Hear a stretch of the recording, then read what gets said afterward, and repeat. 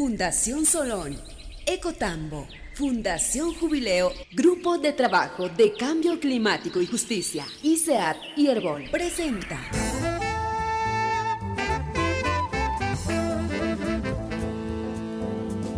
Verdades Ocultas, la revista de la naturaleza. Muy buenas tardes. Estamos en una nueva edición de Verdades Ocultas, la hora de la naturaleza, una producción del Grupo de Trabajo de Cambio Climático y Justicia, Fundación Jubileo, Ecotambo, ICEAT y Fundación Solón. En esta oportunidad estamos con José Carlos Solón para hablar del tema del ecocidio. ¿Qué es el ecocidio? ¿Qué países lo han reconocido? ¿Cuáles son los debates a nivel internacional? ¿Cuál es la importancia de que el concepto del ecocidio se encuentre incorporado dentro de las legislaciones de los distintos países y en particular de Bolivia? Empecemos por el principio. ¿De dónde viene el término de ecocidio? ¿Cuál es su origen? Buenas tardes, Pablo. Bueno, el ecocidio es una palabra que nace en los años 70. Durante la guerra de Vietnam, un grupo de científicos acuñó y propagó el término. La intención era denunciar la destrucción que se había generado en la guerra de Vietnam a través de un herbicida, el agente naranja. Los estadounidenses tuvieron una estrategia militar de destrucción de la naturaleza con la intención de encontrar y exterminar rápidamente al Frente Nacional de Liberación de Vietnam, el Vietcong. Esta destrucción pues destrozó plantas, ecosistemas y con ellos pues modos de subsistencia de la población de Vietnam. Más allá de eso, en realidad, también se han generado secuelas hasta el día de hoy. Entonces, ahí es donde nace la palabra ecocidio, por un grupo de científicos.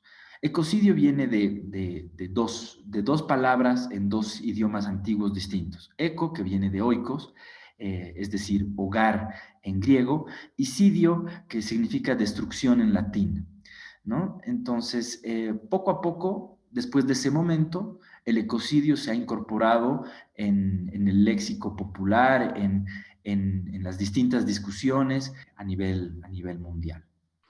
Ecocidio significa la destrucción de nuestro propio hogar. Ahora, el ecocidio, ¿en qué se diferencia de otros delitos ambientales, no? En mi opinión, y para ponerlo en términos simples, hay delitos ambientales que no significan necesariamente ecocidio. Si uno dijera una herida en una mano, no es lo mismo que la amputación de la mano, que perder la mano. En un caso se trata de un daño severo, que está ocasionando la pérdida de un miembro del cuerpo humano. En el otro caso se trata de una herida a una mano.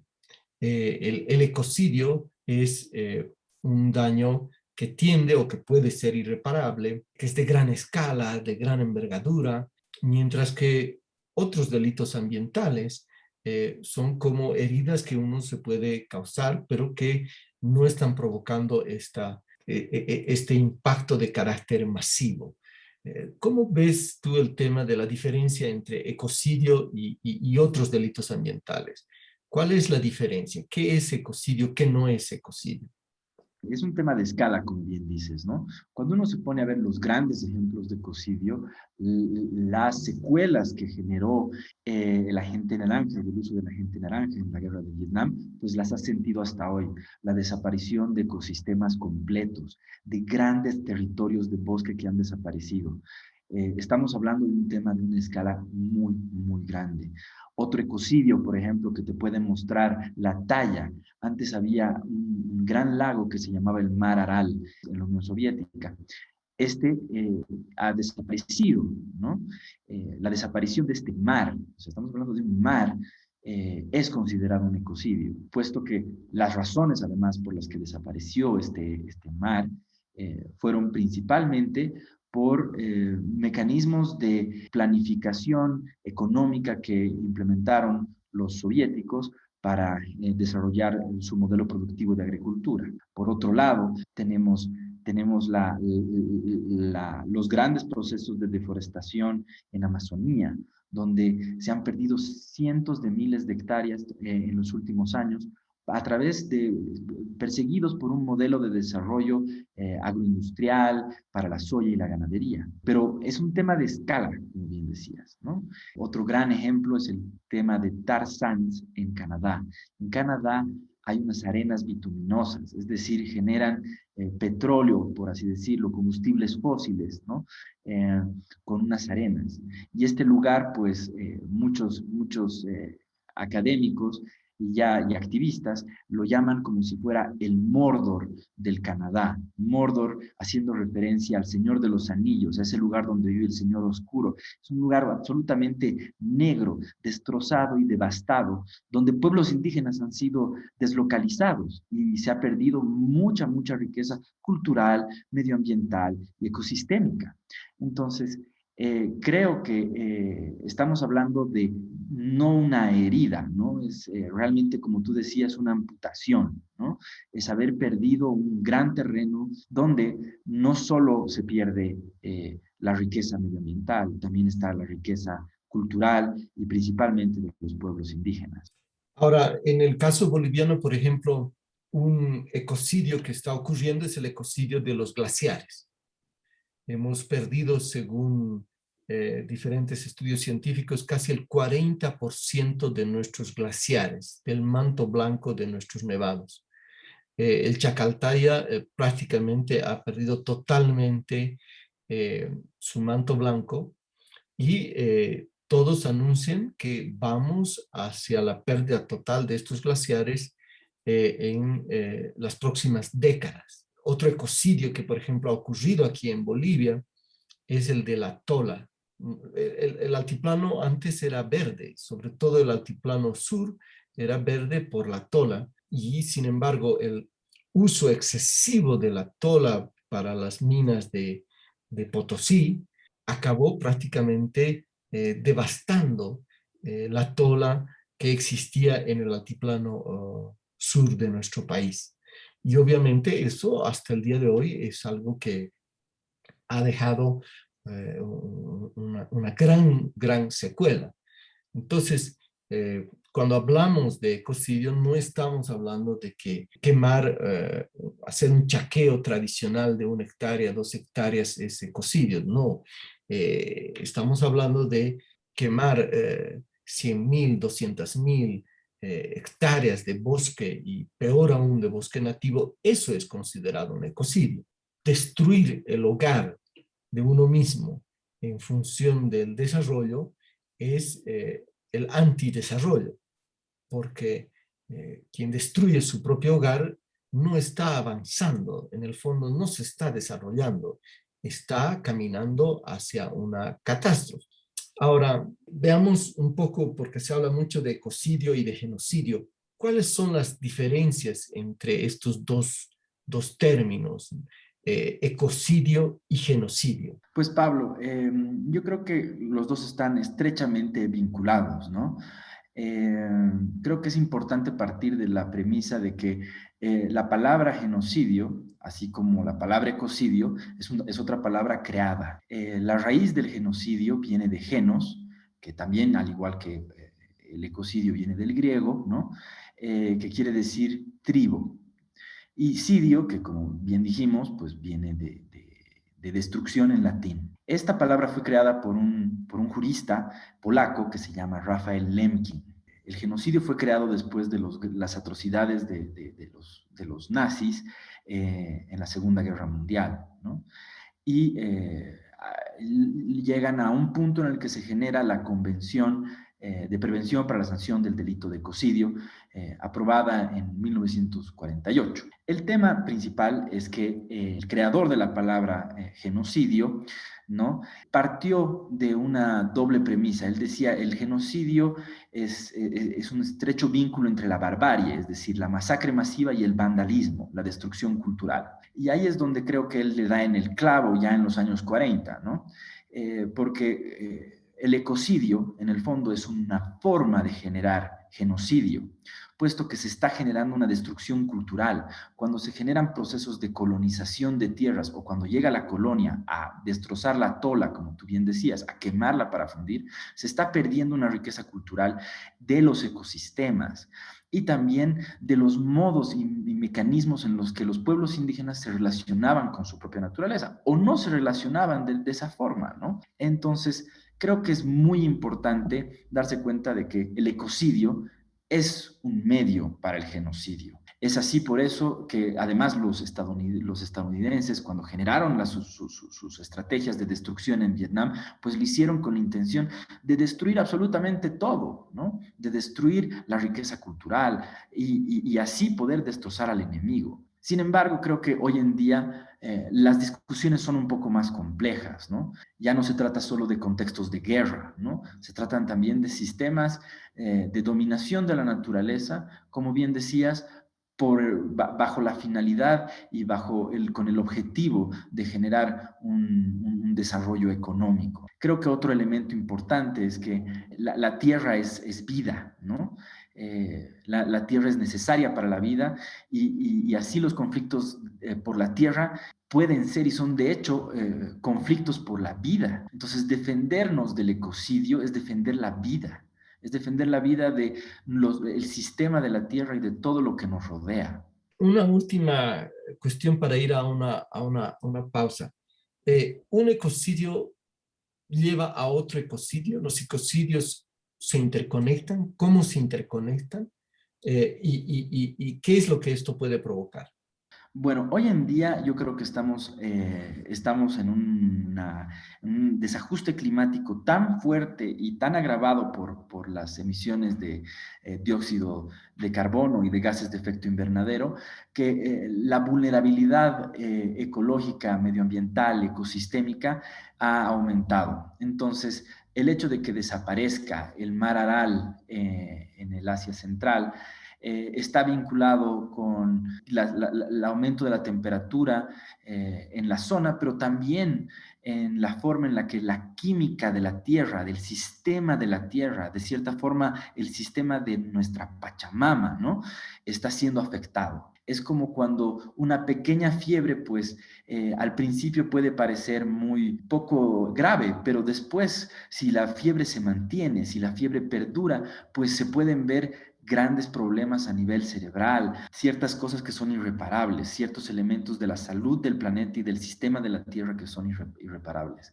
Un poco en este sentido, cuando uno ve, por ejemplo, la desaparición de los glaciares aquí en Bolivia y al mismo tiempo el aumento de la temperatura y una baja en la tasa de humedad en las zonas boscosas, pues están interrelacionados. El ciclo del agua, los ciclos metabólicos del sistema de la Tierra están siendo afectados a través de distintos ecocidios y de otros delitos medioambientales, pero principalmente los ecocidios promueven un desencadenamiento hacia una posible sexta extinción de la vida en la Tierra. Muchísimas gracias, José Carlos, y vamos a una pausa y continuamos con Verdades Ocultas, la revista de la naturaleza. Verdades ocultas. Continuamos con Verdades Ocultas, la hora de la naturaleza. Estamos conversando con José Carlos Solón y ahora tenemos a Jimena Montaño para hablar sobre el tema del ecocidio. Ahora vamos a ver cuál es el debate internacional del ecocidio que se da en Naciones Unidas y en otros espacios a nivel internacional. Para ello, contamos con la presencia de Jimena Montaño, que precisamente ha escrito un artículo y ha realizado una investigación sobre este tema. Jimena, ¿cómo se ha venido desarrollando la discusión en el ámbito internacional sobre el tema del ecocidio? Es muy interesante, ¿no? Esta parte del debate internacional porque he logrado revisar mucha documentación, principalmente de Naciones Unidas, donde se ha constatado pues que ha habido un importante debate desde los años 70, 80, 90 en este ámbito respecto a este tema, ¿no? y que mucha de esta de documentación pues no ha llegado a conocerse. Incluso hay muchos analistas, estudiosos que han verificado que todo este rico debate en torno al ecocidio pues ha desaparecido, ¿no? Eh, pero inicialmente referirme a que el debate internacional como tal del ecocidio inicia en la década de los 70, ¿no? Para denunciar la utilización del agente naranja por parte de los Estados Unidos durante la guerra de Vietnam, ¿no? Entonces, como ya se ha mencionado, pues el impacto del agente naranja ha ocasionado una destrucción masiva de ecosistemas y graves secuelas para la salud humana, ¿no? Entonces, esto ha provocado que un importante movimiento de científicos, académicos, politólogos, activistas medioambientales en torno al tema del ecocidio y la necesidad de que haya un acuerdo internacional. Y un acuerdo internacional obviamente para prohibirlo y sancionarlo, y se ha visto que el espacio de Naciones Unidas es el organismo más apropiado para esto, ¿no? Y en el marco de Naciones Unidas, se podría decir que la primera referencia al ecocidio ha sido en el año 1972 durante la conferencia sobre el medio humano, que es más conocida como la Conferencia de Estocolmo, donde el primer ministro de Suecia, pues en su discurso inaugural, justamente utilizó el término del ecocidio para referirse al daño ambiental sufrido por Vietnam durante la guerra con Estados Unidos. Entonces, durante esta conferencia, otros países también expresaron la misma preocupación, pero sin embargo, este término no ha quedado registrado en la documentación oficial de dicha conferencia. Y estamos hablando de 1972, ¿no? El próximo año ya serían 50 años de esta conferencia, donde ya en este ámbito internacional de Naciones Unidas se ha referido, ¿no? Al ecocidio y haciendo ya más referencias más específicas, ¿no? ¿Cómo continúa, Jimena, la discusión sobre el ecocidio en el marco de las Naciones Unidas? En este organismo internacional, pues de Naciones Unidas, se ha dado la discusión sobre el ecocidio en dos espacios, ¿no? En el primer espacio es la Subcomisión de Prevención de Discriminaciones y Protección a las Minorías, ¿no? Es un nombre largo de esta subcomisión, pero esta subcomisión tenía el encargo de entrar en un proceso de revisión de la Convención para la Prevención y Sanción del Delito del Genocidio de 1948. Entonces, en estas subcomisiones lo más destacado son dos estudios, ¿no? Que fueron encargados, uno en 1978 a Nicodeme, y el segundo estudio lo encargaron al señor Benjamin Whittaker y fue realizado en 1985. Lo relevante del estudio de Nicodeme de 1978 es que plantea que el genocidio ya abarque también lo que es el genocidio cultural, el etnocidio y el ecocidio. O sea, ya se estaba hablando del ecocidio.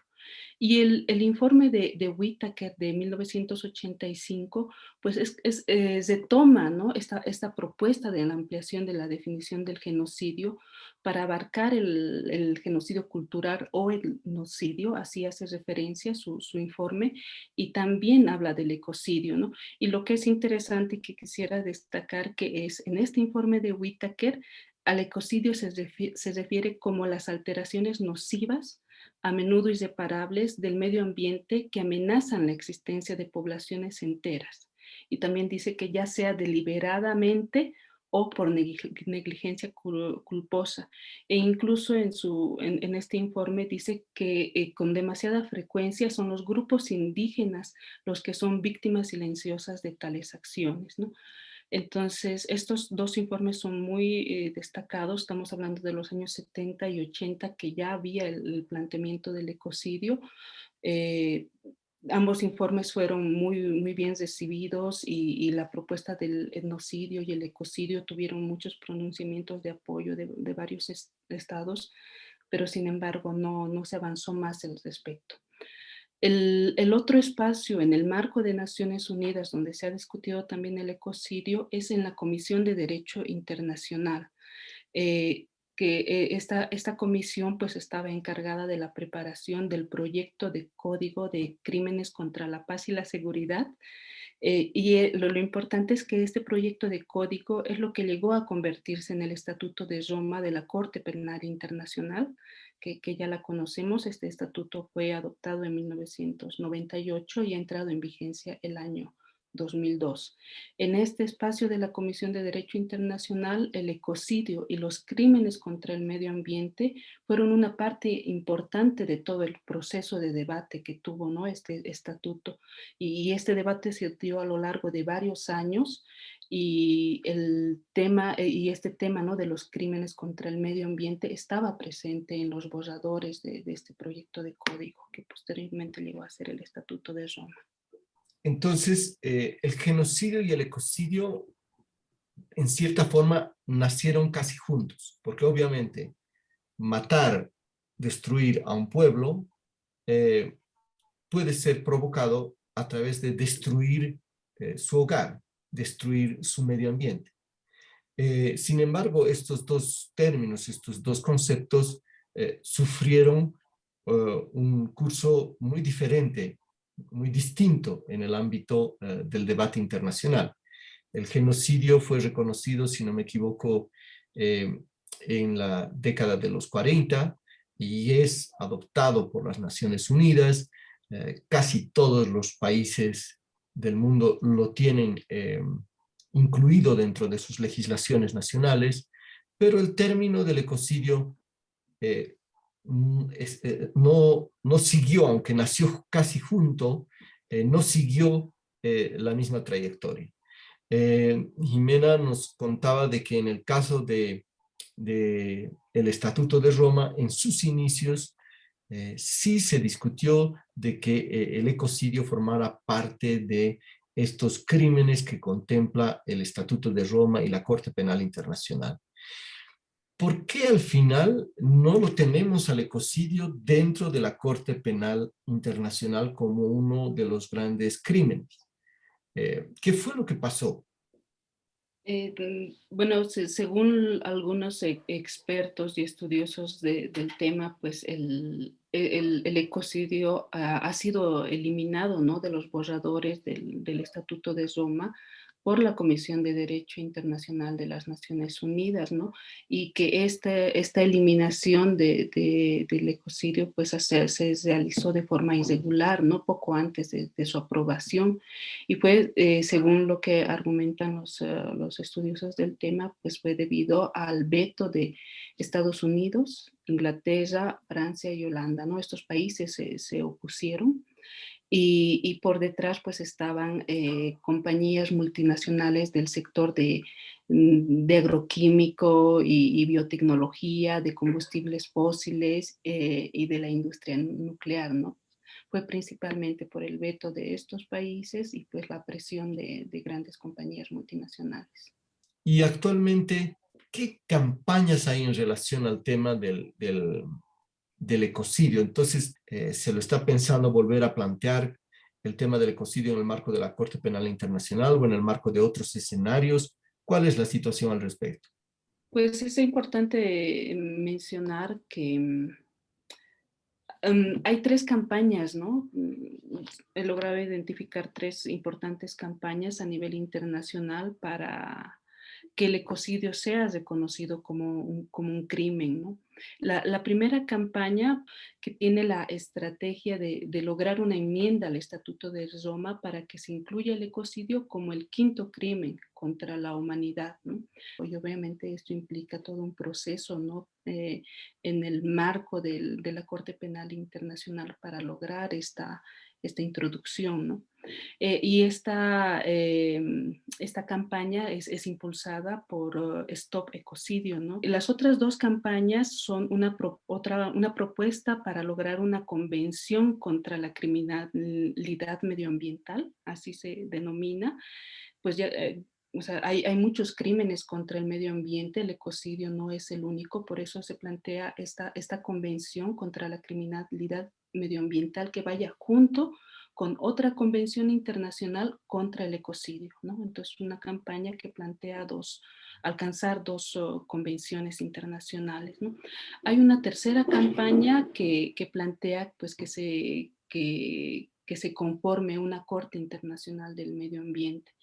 Estas tres campañas que he logrado identificar, mencionaba que la de Stop Ecocidio es como la más grande, la más visible, es una campaña que ha logrado importantes apoyos a nivel internacional y pues que está siendo trabajada desde el año 2017 y es importante mencionar que es Polly Higgins, una activista, abogada, defensora del medio ambiente, la impulsora de esta campaña, junto también a otra activista medioambiental que se llama Jojo Meta. Entonces, Stop Ecocidio pues, argumenta que esta destrucción a gran escala de ecosistemas es un crimen que no debe quedarse en el ámbito civil, ¿no? Que donde en el mejor de los casos, pues los responsables de estos daños ambientales solo reciben una sanción económica, ¿no? Sino que debe tipificarse como un crimen en el ámbito penal, ¿no? Existen muchas críticas jurídicas y prácticas también a esta estrategia, ¿no? Ya que se trata de una reforma dentro de la Corte Penal Internacional que según las críticas pues ha dado pocos resultados, ¿no? A lo largo de todos estos años, ¿no? Vamos a una pausa y continuamos con Verdades Ocultas, la hora de la naturaleza. Verdades ocultas. Continuamos con Verdades Ocultas, la hora de la naturaleza, una producción del Grupo de Trabajo de Cambio Climático y Justicia, de Fundación Jubileo, Ecotambo, ICEAT y Fundación Solón. Estamos conversando con Jimena Montaño y José Carlos Solón sobre el ecocidio y qué es lo que ocurre en relación a este crimen de crímenes en el ámbito internacional. En el anterior bloque, en la discusión pudimos ver lo que había pasado con el concepto de ecocidio en el marco de las Naciones Unidas y cómo al final este concepto no fue incorporado dentro del Estatuto de Roma por presión de las grandes empresas transnacionales de agroquímicos y otras, y también cómo existen tres grandes campañas a nivel mundial que están presionando para que este tema vuelva a ser incorporado, ya sea vía el Estatuto de Roma, ya sea vía convenciones internacionales en el marco de las Naciones Unidas, o ya sea vía una Corte Internacional Medioambiental. Ahora en este bloque queremos hablar un poco de las legislaciones de otros países sobre el tema del ecocidio.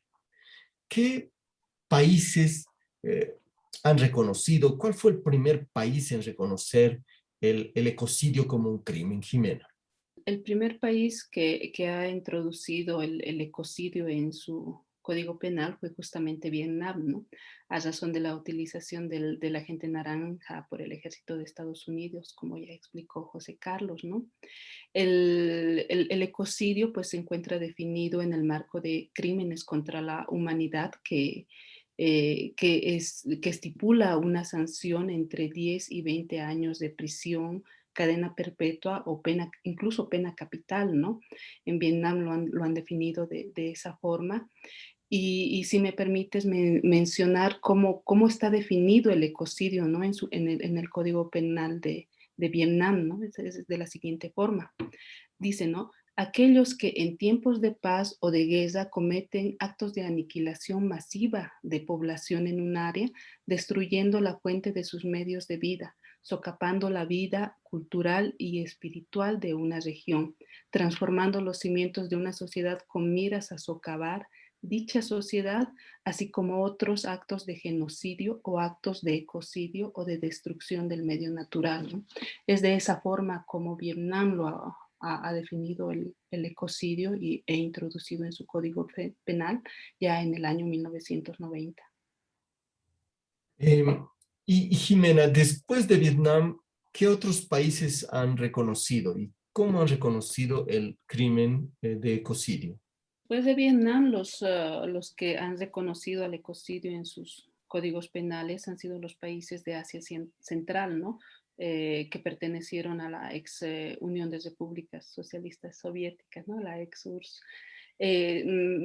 Específicamente es Uzbekistán, Kirguistán, Kazajistán y Tayikistán, ¿no? Estos países de Asia Central que ya en la década de los 80 incorporaron el ecocidio en sus códigos penales, además con una definición muy similar, ¿no? Si me permites mencionar, Pablo, lo han definido de la siguiente forma: la destrucción masiva de los reinos animal y vegetal, la contaminación de la atmósfera o los recursos hídricos, así como la comisión de otras acciones susceptibles de causar una catástrofe ecológica, ¿no? Y de igual forma que Vietnam, pues han definido una pena de prisión para quienes cometan estos delitos, ¿no? Seguidamente, pues implementaron en sus códigos penales Rusia, Georgia, Bielorrusia, Ucrania, Moldovia y Armenia, ¿no? Y de igual forma lo realizaron en la década de los 90 y a inicios del 2000, ¿no? Y la definición que incorporaron del ecocidio, pues es una definición muy similar a la de los países de Asia Central. Y si me permites también mencionar un aspecto muy importante que lo que he encontrado es que pues no ha sido casual que estos países del Asia Central, países de la ex-URSS, hayan querido incorporar el ecocidio en sus códigos penales, ¿no? Sino esto se da justamente después de que el ecocidio es eliminado de los borradores del Estatuto de Roma y además que dichos países sufrieran las consecuencias directas del desastre ecológico que provocó el modelo de desarrollo de la ex-URSS, ¿no?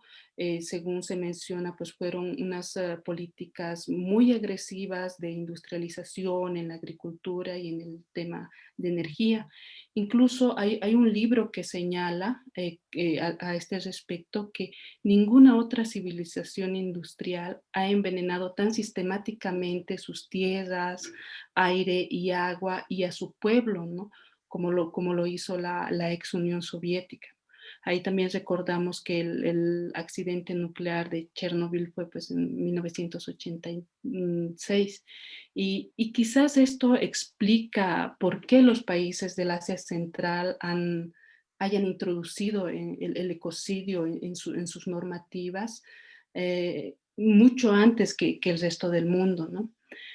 Esto fue en la década de los 90, inicios del 2000, pero el ejemplo más reciente que tendríamos es el caso del estado de Chiapas en México, que en febrero del año 2020, del año pasado, pues decidió introducir el ecocidio en su código penal estatal, ¿no? Estamos hablando del estado de Chiapas, no está aún en el ámbito federal de México, pero sí se ha visto que hay varias iniciativas a este respecto que quieren que hay en el Código Penal Federal de México pues esté incorporado el ecocidio, mientras que el estado de Chiapas ya lo tiene incorporado y pues la definición también es interesante verla, pues ya se amplía, ¿no? Y si me permites mencionarlo, lo definen de la siguiente forma, ¿no? Que el ecocidio es la conducta dolosa consistente en causar un daño grave al medio ambiente por la emisión de contaminantes, la realización de actividades riesgosas o la afectación a los recursos naturales, ¿no? Esa es la definición que tienen en Chiapas y que de igual forma contempla una penas de prisión para los infractores y son penas que van desde 5 a 12 años de prisión. Y en caso de que se pierdan o afecten vidas humanas, pues esta sanción se incrementa a entre 10 y a 20 años de prisión.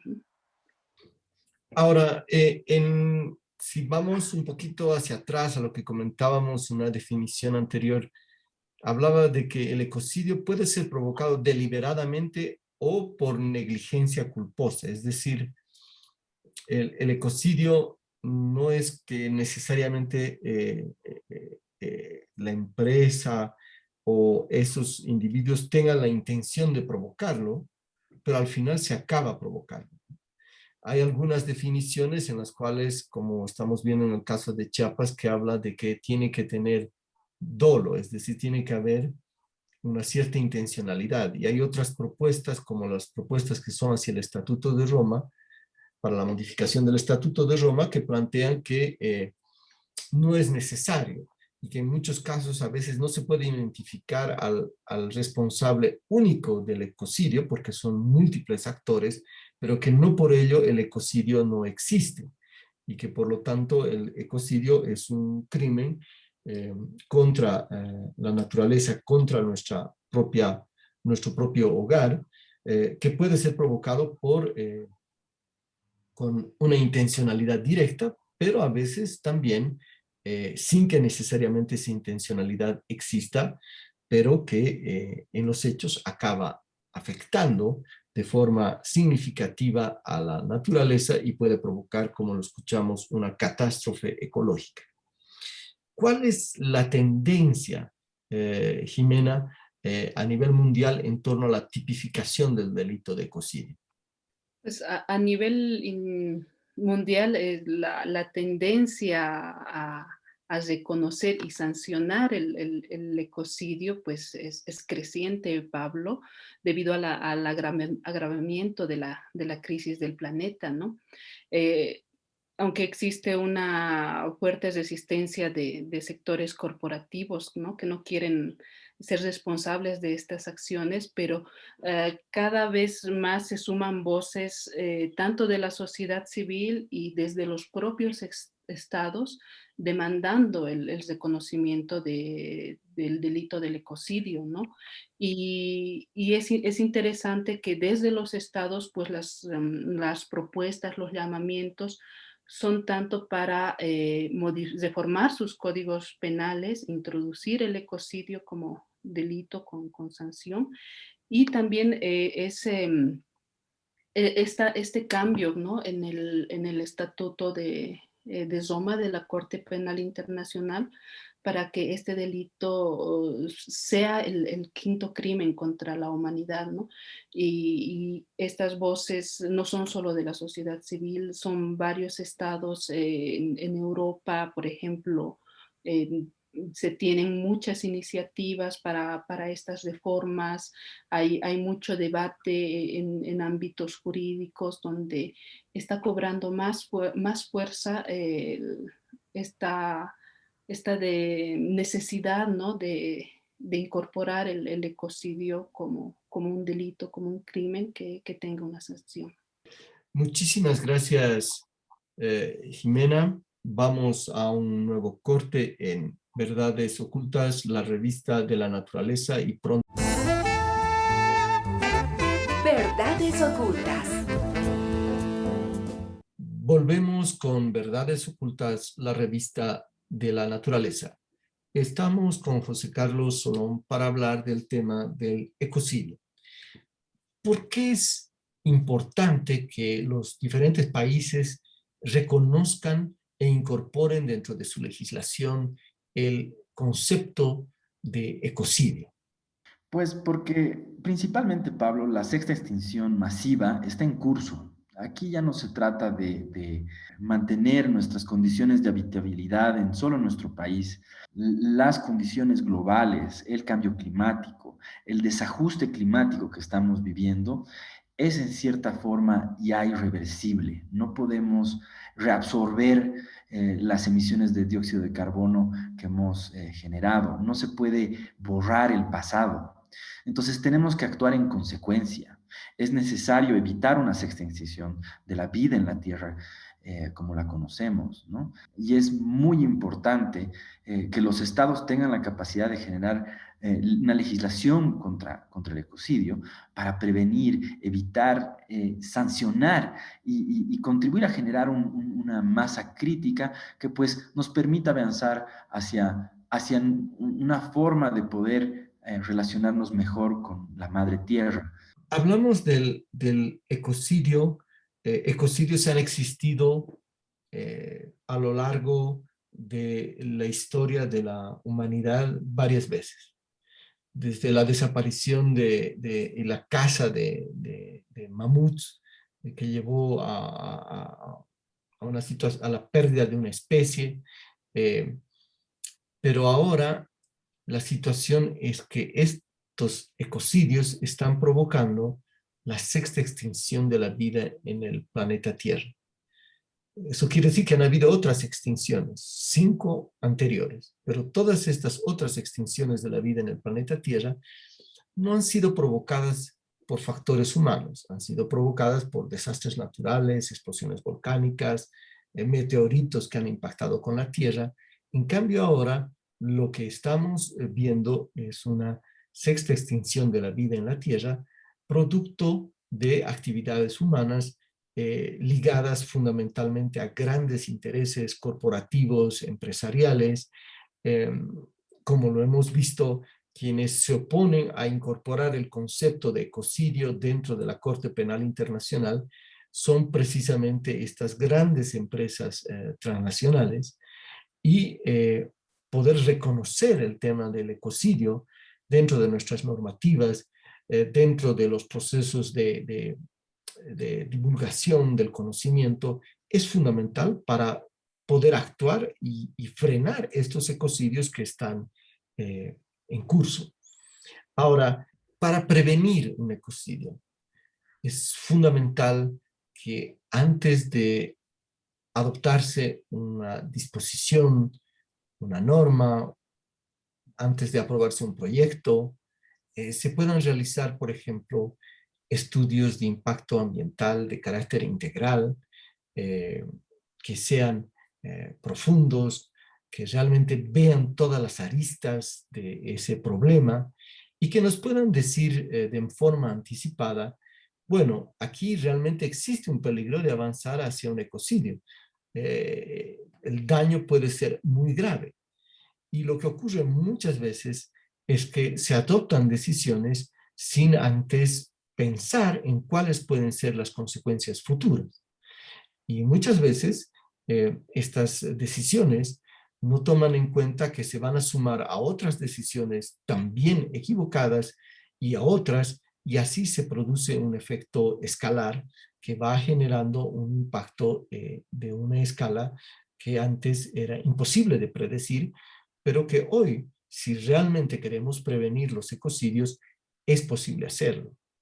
De ahí es muy importante poder aplicar el principio de prevención, el principio de precaución, para lograr saber anticipadamente cuáles pueden ser las consecuencias de nuestras acciones, de las acciones no solamente desde la sociedad, sino desde el Estado y sobre todo desde estos grandes intereses corporativos que han sido los principales factores causantes de este ecocidio en curso a nivel mundial.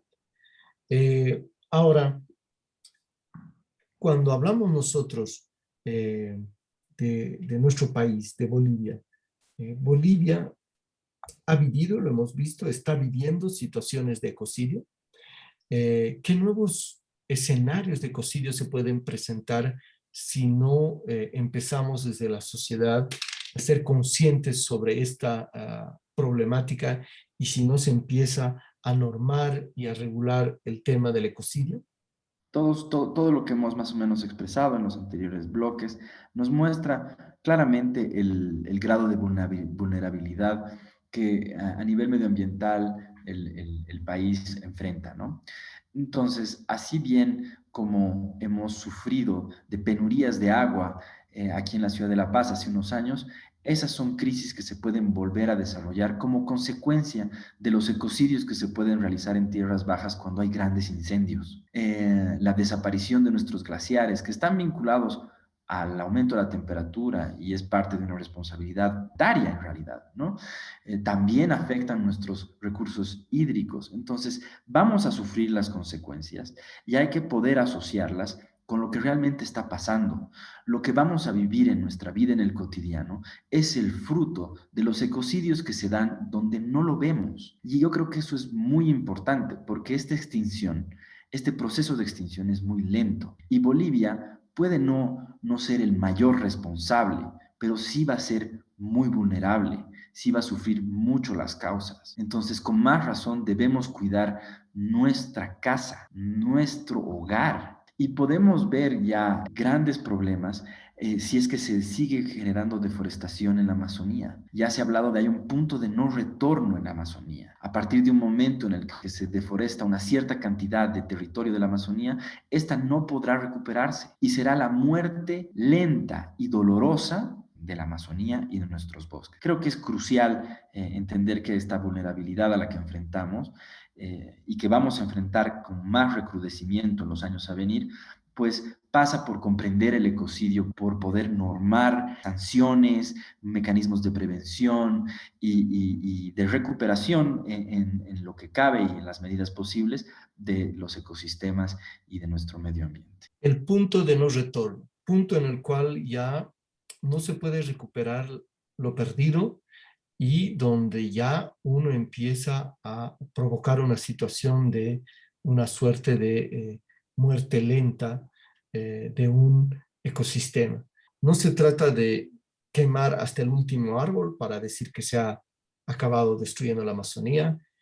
Si nos acercamos a ese punto de no retorno y estamos relativamente cerca, se empieza a producir una suerte de suicidio que va avanzando y que ya lo hemos visto en otros bosques del planeta. El tema que nos preocupa es que nos estamos acercando al mes de julio. Estamos ya a pocos meses y todos sabemos que en el mes de julio se inician situaciones de quemas en la Chiquitanía, en la Amazonía, de gran magnitud. En el año 2019 han afectado cientos de miles de hectáreas de bosques y ahora en el 2021 el peligro es que esto se vuelva a ocurrir. Entonces, hablar del ecocidio ahora, cuando ahora se pueden tomar las medidas, cuando ahora se pueden, por ejemplo, abrogar las leyes incendiarias, asumir medidas para evitar que se vuelva a producir esta situación catastrófica de incendios infernales, es fundamental. ¿Qué podemos hacer desde ahora para evitar que estos ecocidios, algunos de ellos continúen, como es el caso del cambio climático, y que otros vuelvan a estallar, como es el caso de los incendios en la Amazonía y en la Chiquitanía? Bueno, Pablo, yo creo que es crucial que primero ser consecuentes, ¿no?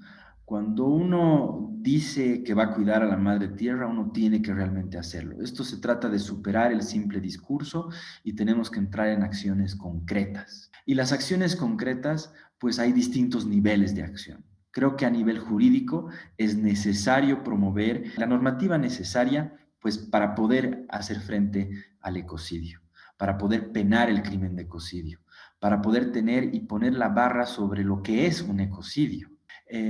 A nivel institucional es necesario generar lo que se promovió en el año 2002 en la ley 071, es necesario tener una defensoría, es necesario contar con las instituciones necesarias que puedan hacer frente, que puedan abogar por la naturaleza. A nivel de la sociedad, en grandes rasgos, porque hay mucho por hacer, es necesario revisar absolutamente todas nuestras prácticas, actitudes, la manera en la que nos asociamos y nos relacionamos con la naturaleza. Desde considerar dejar de comer carne, hasta reconsiderar la forma en la que talamos un árbol o cómo utilizamos nuestra cantidad de gas o cuánta agua consumimos al lavarnos los dientes. Pueden ser cosas ínfimas, pero yo creo que desde un plano individual y desde la sociedad son las interrogantes que uno tiene que hacer y todo es positivo, pero no todo nos expía pues de la verdadera responsabilidad que. Y finalmente yo creo que es muy importante preservar y recuperar los saberes ancestrales. Yo creo que si un mundo ha sufrido un proceso de extinción ya, si un mundo ya se ha acabado, es el mundo de los pueblos indígenas. Con la llegada de los españoles en 1492, se marca el final de un mundo. Y los pueblos indígenas han sabido sobrellevar y existir, aprender a sobrevivir ante toda la adversidad. Y creo que ahí está la clave. La clave está en volver a encontrar, no solo en nuestros mitos de la Madre Tierra, pero en nuestros saberes ancestrales, las formas de relacionarnos con la Madre Tierra para poder superar este desajuste climático y esta destrucción que nos está llevando hacia la sexta extinción de la vida en la Tierra. Muchísimas gracias, José Carlos. Hemos dedicado este programa al ecocidio, el crimen de crímenes a nivel medioambiental. Un tema muy importante que está siendo discutido en, yo diría, todos los países por la gravedad de la crisis climática y por la sexta extinción de la vida en el planeta Tierra que está en curso. Los invitamos a continuar reflexionando sobre este tema y estaremos la próxima semana con otro programa de Verdades Ocultas, la revista de la naturaleza. Hasta el próximo jueves. Verdades Ocultas.